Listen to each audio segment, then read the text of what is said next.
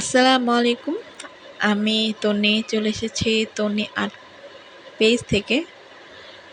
আজকে আমি একটি নান রুটি বানানোর ব্লগ বানাচ্ছি। আমি ফার্স্ট টাইম ট্রাই করছি বাসায় নান রুটি। ইউটিউব ফার্স্টে একটু দেখে নিয়েছিলাম।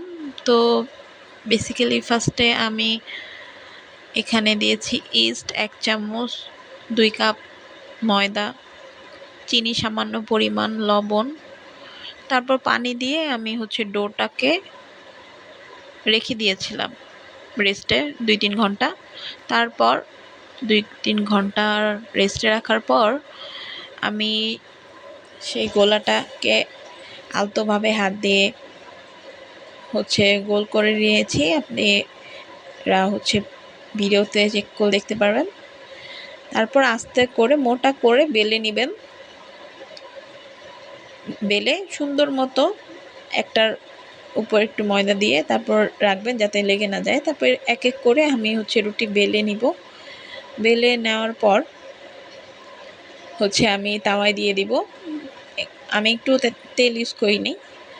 তারপর দেওয়ার পর আস্তে আস্তে আমি এক পাশ হয়ে গেলে আমি আরেক পাশ পাল্টিয়ে দিয়ে আমি ভালো করে রুটিটা ছেঁকে নিব।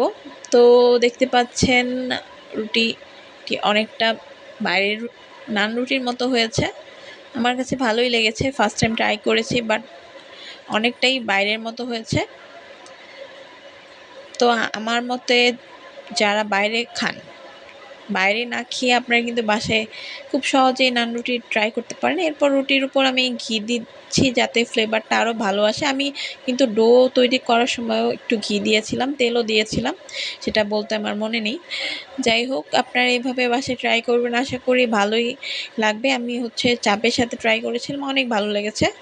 তো আপনারাও বাসায় ট্রাই করবেন নান রুটি।